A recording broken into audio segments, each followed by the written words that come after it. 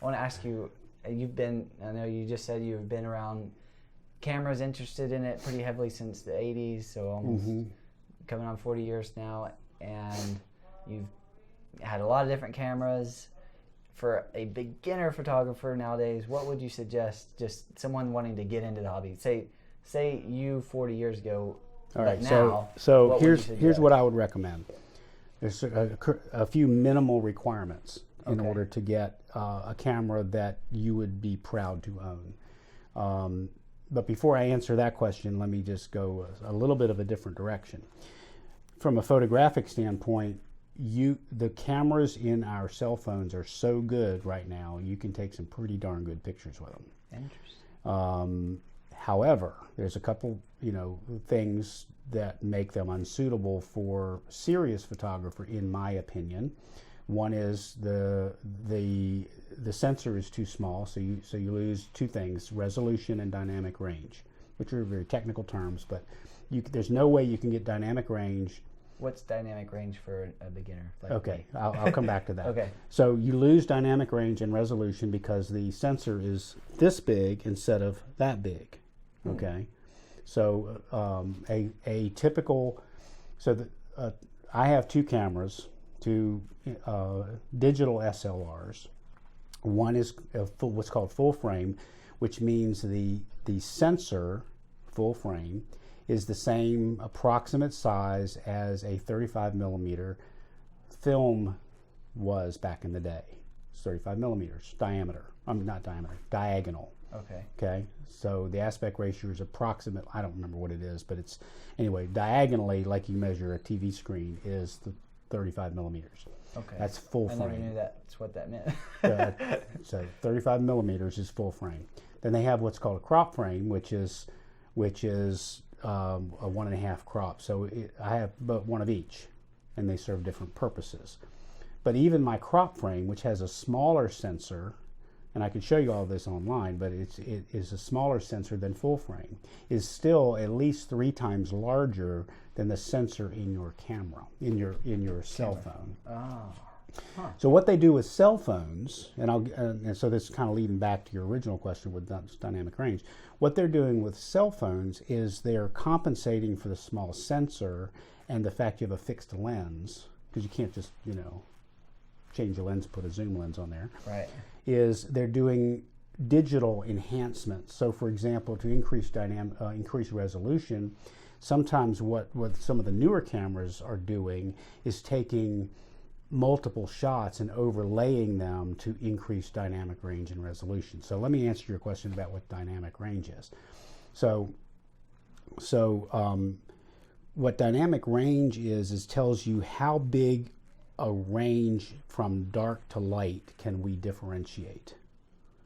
The human eye can differentiate what's called about 20 stops of light. Now a stop is, think of, so we have an amount of light in here, okay, that our eye naturally adjusts to it to do whatever we do to see, okay. If we look at an image, and an image, a photographic image, its exposure is a function of how much light is coming in. Properly exposed image is a certain amount of light on the sensor, whether that's film or electronic sensor. All right, so if you cut that amount of light in half by either cutting down the size of the aperture, so your aperture is this big, okay, imagine you have, okay, the aperture of the lens is this big. A couple inches in diameter. All right, and we cut that in half. We have decreased the stop of light by 1 stop. 1 stop of light is half or twice. It's doubling or halving the amount of light. Okay, so our aperture is this big, and we then want to make it smaller. So now we change that by 1 stop. That's just a photographic term. Okay. If we cut it again in half, that's another stop. Our eye, the human eye, can adjust or differentiate 20 stops of light. Wow. Even the best digital SLRs today can only do about 16 stops of light differentiated. Your cell phone can probably only do about 12. So in other words, think of a digital image, so a pixel is, you know what a pixel is, yeah. on the sensor picks up one pixel. It basically reads from 0 to whatever, how many bits it is. So imagine it's, 8 bits, so 255 different ways you can measure that amount of light. Okay, the sensitivity or the ability to differentiate dark to light is a function of dynamic range. So in music, dynamic range is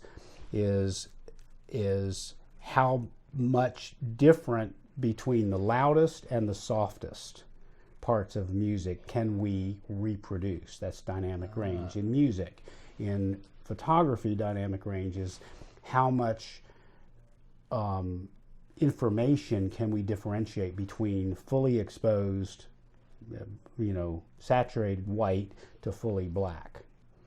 So the less of that we can differentiate, the lower the dynamic range. So what a cell phone does is through programming increases the apparent dynamic range, but the sensor has a built-in dynamic range because of its physical size. It can only take in so much information. Obviously, a larger sensor can take in more information. Therefore, it can have increased dynamic range. So does it basically edit the image as you're taking It sort of is. It sort of is. In some cases, it's editing. In other cases, it's doing some other other tricks, like and the way it increases resolution, which is how many pixels per inch it can actually differentiate, is by taking multiple images and doing what's called pixel shifting. And some of the new DSLRs are doing pixel shifting as well. And you can triple or quadruple your resolution by doing some tricks like pixel shifting. Now my cameras won't do that, but so back to what would a beginner buy? Okay, so good questions. Thanks for bringing me back to. No, that's okay. I do that. This is what I would recommend for a beginning photographer. I would get a interchangeable lens camera. So I would you'd have the ability to change lenses. That's a must. Okay. In order for you to do full zoom or be able to change lenses is huge.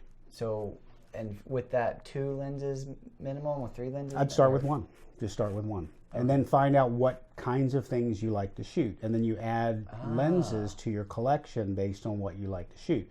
So, for example, when I went to Costa Rica, I actually rented a lens because it's a $12,000 lens.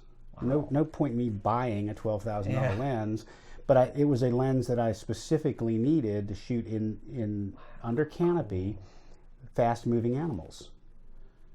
So it made sense for me to rent it for 2 weeks. So a beginner would just need to have the access to be able to attach different lenses. Yes, but if you can't take the lens off, then that's not even an option. Right. So so criteria number 1 would have to be an interchangeable lens camera.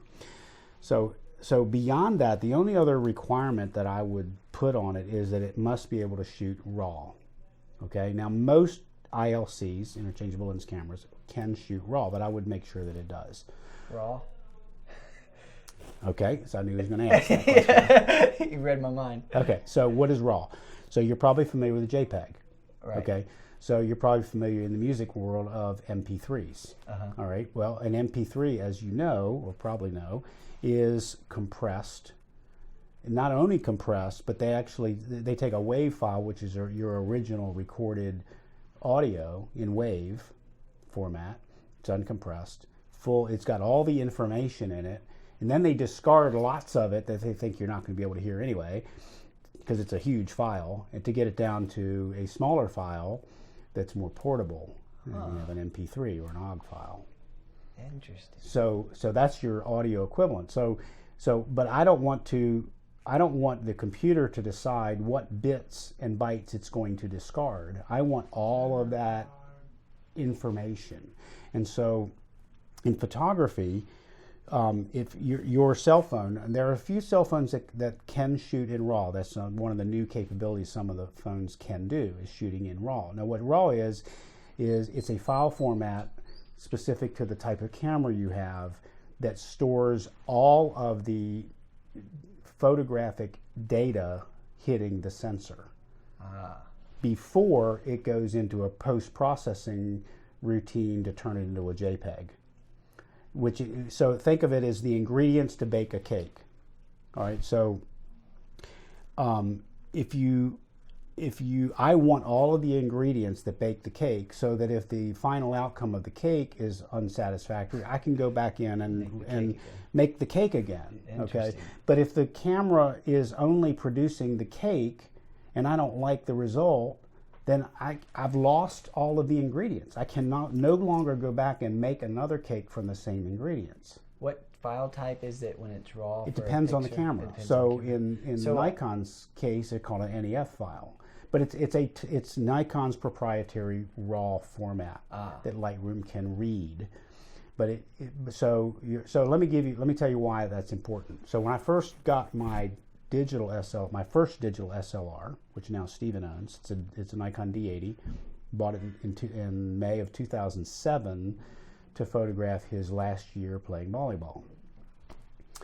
And I didn't understand the RAW and JPEG. I didn't understand all that. I was just wanted a better camera to take, sports photography.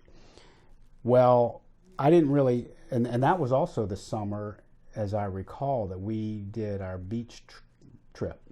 So I took some family pictures, and they were okay, but I didn't really understand how the camera worked, and I didn't know then what I know now.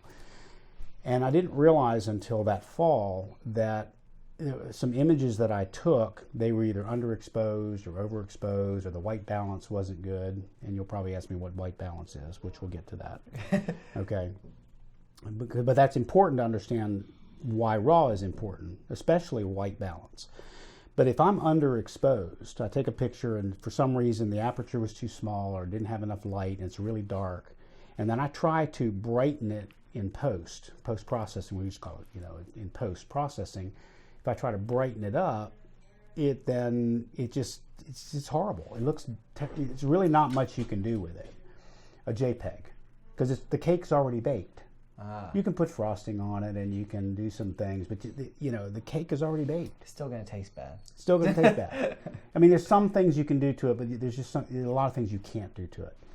If you had a RAW image, you had the original ingredients, all of the image data is there, it's intact. It's a big file, which is the disadvantage. You can then, I didn't like that JPEG, just throw that away. Let's rebake that cake.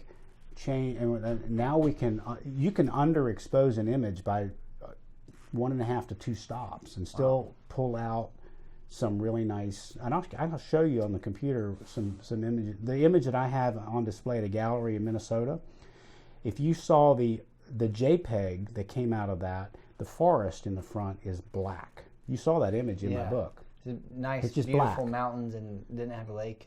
No, it's forest. It's just I thought you were trees in talking front. about the mountain one. No, but that forest, if you looked at the JPEG image coming out of the camera, was almost pitch black.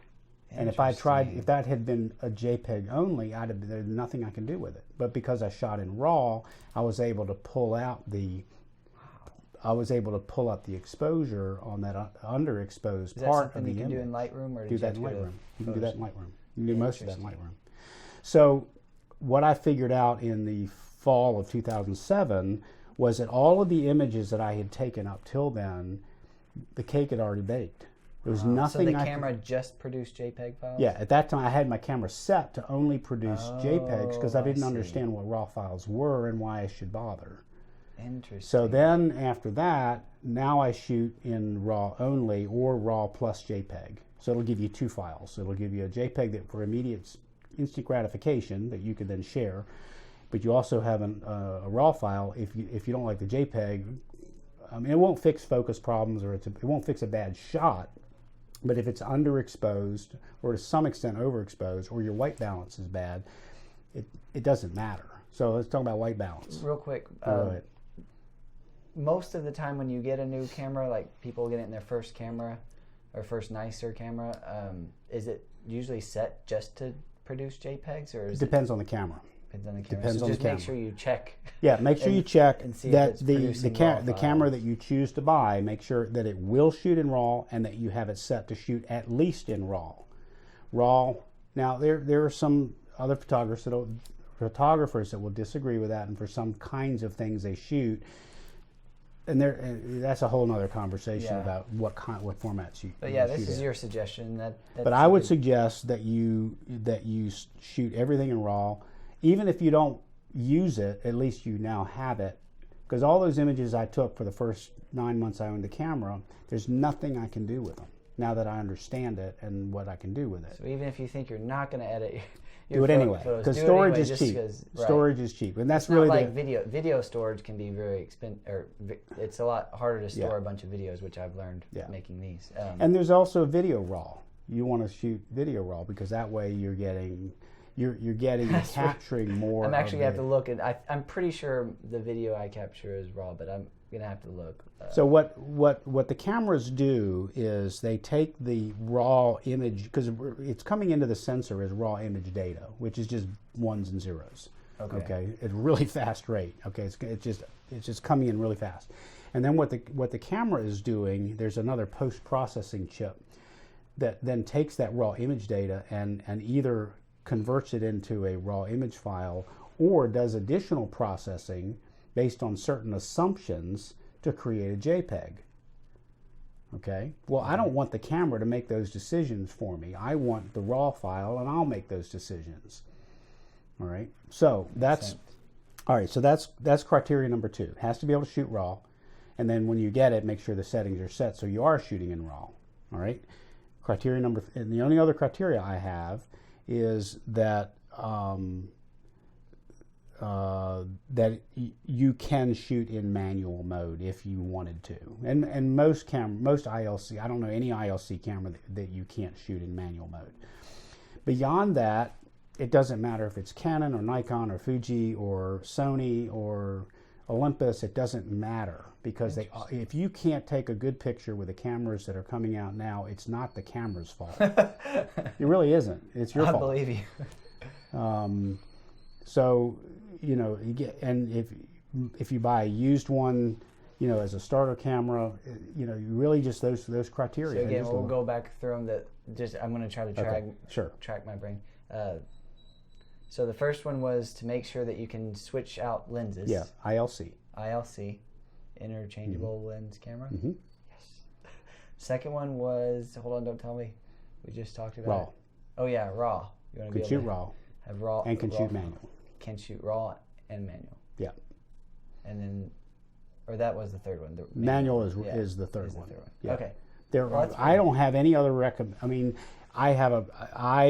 But there's no reason for someone that's just starting to feel like they need to buy a $1,200 camera. No, you can get a good camera kit with a kit lens for probably $500 to $800, and used for even a lot less than that. Interesting.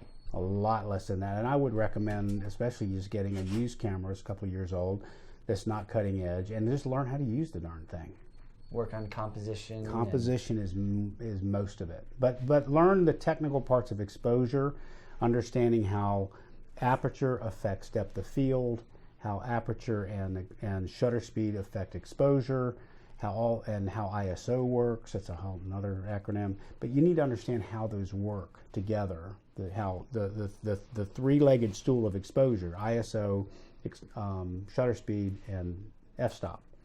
How those work together to create a properly exposed image. And then the choices you make with those different settings, depending on what you're shooting. Learn all of that. Also learn about composition, which is whole nother topic. And then you'll learn those things better if you'll shoot force yourself to learn to shoot in manual mode instead of because most cameras, and another mistake I made for many years with my cameras was put it in some sort of auto, like aperture priority or shutter priority or semi-program mode or even full auto.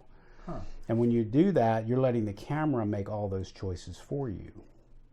instead of you making conscious decisions about those things. And then you don't really understand how they work together to create a better image. Does that make sense? Yeah. So doing a manual would probably work okay, but you know, if you're wanting to be a better photographer, you want manual. Oh, you're right. If you're shooting auto, then the camera makes all the decisions. If you're shooting manual, that will help you over time be a better photographer. Right. Versus, you know, if you're shooting auto, just your skill cap is kind of So when you're learning the camera, force yourself to shoot in manual mode, and then later on, if you want to just take a shortcut and say, I know this is, you know, I know my camera is going to take a good shot at shutter priority because I'm shooting sports.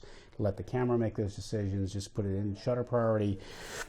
Boom, rock and roll, and that's fine. But if you rely on those all the time, then you never really understand what this compromise, because the camera's always making compromises in order to get the exposure it thinks it wants.